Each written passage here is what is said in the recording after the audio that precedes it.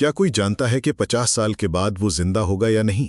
اس سے پہلے کہ میں ڈونلڈ ٹرمپ، نیتن یاہو اور علی خامنہ ای کے بارے میں لکھوں کہ ان میں سے کوئی بھی 50 برس بعد زندہ نہیں ہوگا، مجھے اپنے بارے میں بھی لکھنا چاہیے کہ 50 برس بعد میں بھی زندہ نہیں رہوں گا۔ آج ہمیں اپنے عہدے، اختیارات اور دنیاوی مقام و مرتبے کی بڑی فکر ہے۔ ہم اپنے اس مقام و مرتبے کو قائم رکھنے کے لیے سب کچھ کر گزرتے ہیں، لیکن یہ نہیں سوچتے کہ 50 سال بعد دنیا ہمیں کن الفاظ میں یاد کرے گی۔ میں سوچ رہا تھا کہ امریکی صدر ڈونلڈ ٹرمپ نے مئی 2025 میں پاکستان اور بھارت میں سیز فائر کرایا اور جون 2025 میں اسرائیل اور ایران میں سیز فائر کرایا۔ یہ دو سیز فائر کرانے کے بعد وہ امن کا نوبل انعام حاصل کرنا چاہتے ہیں، لیکن جب تک مسئلہ فلسطین حل نہیں ہوتا، مشرق وسطی میں امن قائم نہیں ہو سکتا۔ ڈونلڈ ٹرمپ نے دو سیز فائر تو کروا دیے، لیکن کشمیر میں بدستور بھارت کا ظلم و ستم جاری ہے اور غزہ میں اسرائیل روزانہ بمباری کر کے امداد کے لیے لائنوں میں کھڑے فلسطینیوں کو قتل کر رہا ہے۔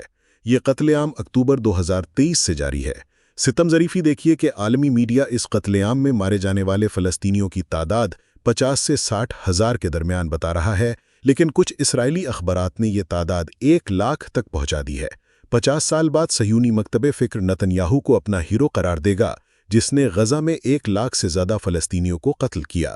ڈونلڈ ٹرمپ کو بھی نتن یاہو کے دوست اور فلسطینیوں کے دشمن کے طور پر یاد کیا جائے گا، لیکن مسلم ممالک کے ان حکمرانوں کے بارے میں کیا خیال ہے جو غزہ ہولوکاسٹ کو خاموشی سے دیکھتے رہے اور کبھی کبھی اس قتل عام کی مذمت میں کوئی بیان جاری کر دیتے تھے یا پھر OIC کے ذریعے کوئی قرارداد منظور کر دیتے تھے؟ مسلم ممالک کے اکثر حکمران مسئلہ فلسطین کا حل 2 ریاستی فارمولے کو قرار دیتے رہے، جو اقوام متحدہ کی جنرل اسمبلی نے اپنی قرارداد 181 میں پیش کیا تھا، لیکن کوئی بھی مسلم حکمران یہ نہیں بتاتا کہ اسرائیل اسی قرارداد کے ذریعے قائم ہوا اور پھر ہمیشہ اسی قرارداد کی دھجیاں بکھیرتا رہا۔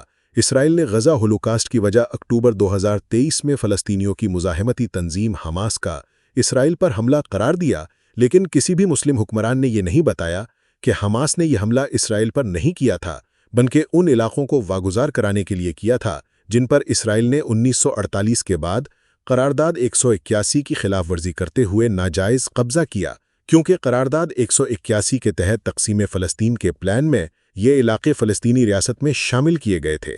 یاد رکھیے کہ اقوام متحدہ کی جنرل اسمبلی 1974 میں اپنی قرارداد 3314 میں طے کر چکی ہے کہ غاصب اور قابض فوج کے خلاف حق خود ارادیت کے لیے مسلح جدوجہد جائز تصور ہوگی۔ میں حماس کی طرف سے اس حملے میں عورتوں، بچوں اور معمر افراد کو نشانہ بنانے کو درست نہیں سمجھتا، لیکن حماس کا موقف ہے کہ انہوں نے فلسطینی علاقوں پر ناجائز قبضہ کر کے یہودی بستیاں بنانے والوں پر حملہ کیا، کیونکہ اسرائیلی فوج نے غزہ کو محاصرے میں لے کر ہمارا پانی اور خوراک بند کر رکھی تھی۔ حماس کا دعویٰ ہے کہ اسرائیل اور امریکہ فلسطینیوں کو غزہ سے نکال کر وہاں یہودیوں کو بسانا چاہتے ہیں۔ ایک فرینچ صحافی جین پیرے فلیو نے غزہ کی تاریخ پر ایک کتاب لکھی ہے، جس میں انہوں نے بتایا ہے کہ فلسطینیوں کو غزہ سے بے دخل کرنے کا منصوبہ 1965 سے زیر غور ہے۔ ابتدا میں فلسطینیوں کو یہاں سے نکال کر عراق یا لیبیا بھیجنے کا منصوبہ تھا۔ 1968 میں اسرائیلی خفیہ ادارے موساد نے فلسطینیوں کو غزہ سے بے دخل کرنے کے لیے ایک خصوصی یونٹ بنایا اور فلسطینیوں کو اردن کی طرف دھکیلنا شروع کیا، جس پر غزہ میں مزاحمت تیز ہو گئی اور 1970 میں popular front for the liberation of Palestine PFLF نے 3 ہوائی جہاز اغوا کر لیے۔ کچھ مغربی مبصرین آج حماس کو ایران کی پراکسی قرار دیتے ہیں۔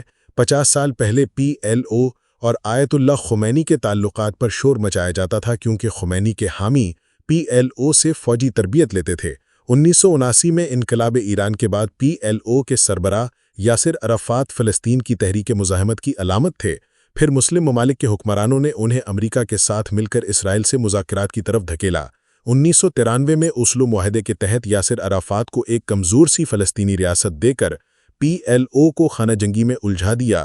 PLO کی ساکھ مجروح ہونے سے حماس سامنے آئی۔ حماس کے اکثر رہنماؤں کا تعلق ان علاقوں سے تھا جن پر اسرائیل نے ناجائز قبضہ کر لیا۔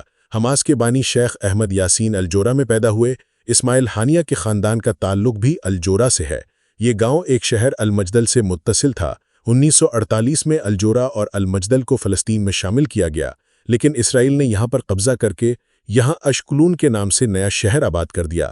غزہ میں زیادہ تر ان فلسطینی مہاجرین نے پناہ لی جنہیں اسرائیلی فوج نے ان کے گھروں سے بے دخل کر دیا۔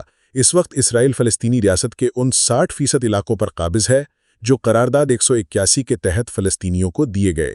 ان میں یافا سے مشرق میں 5 کلومیٹر پر ایک قدیم بستی قریۃ السلمہ کے نام سے آباد تھی۔ یہ قریۃ السلمہ اس لیے کہلواتی تھی کہ یہاں مشہور صحابی سلمہ بن ہشام رضی اللہ عنہ شہید ہوئے تھے، اور یہ بستی انہی کے نام پر آباد تھی۔ یہاں ان کی قبر بھی تھی۔ اسرائیل نے اس بستی پر بلڈوزر چلا دیے اور اس جگہ کو کفر شلم کا نام دے دیا۔ کسی زمانے میں اشکلون اور سلمہ غزہ کا حصہ تھے۔ غزہ میں ایک مسجد کا نام سید ہاشم بن عبد المناف ہے۔ یہ مسجد سید ہاشم بن عبد المناف کے نام پر ہے، جو نبی کریم حضرت محمد صلی اللہ علیہ وآلہ وسلم کے پردادا تھے، اور ان کی اولاد بنو ہاشم کے نام سے مشہور ہوئی۔ وہ تجارت کے سلسلے میں غزہ آئے، یہاں ان کا انتقال ہو گیا اور وہ غزہ میں دفن ہو گئے۔ امام شافعی کا تعلق بھی بنو ہاشم سے تھا۔ ان کے والد ادریس غزہ میں رہتے تھے۔ امام شافعی بھی غزہ میں پیدا ہوئے۔ ان کے والد ادریس کی قبر غزہ میں ہے۔ ڈونلڈ ٹرمپ اور نیتنیاہو اسی غزہ سے فلسطینیوں کو بے دخل کرنا چاہتے ہیں۔ فلسطینیوں کو غزہ سے بے دخل کرنے کا منصوبہ 50 برس پرانا ہے اور اگلے 50 سال تک اس پر عمل نہیں ہوگا۔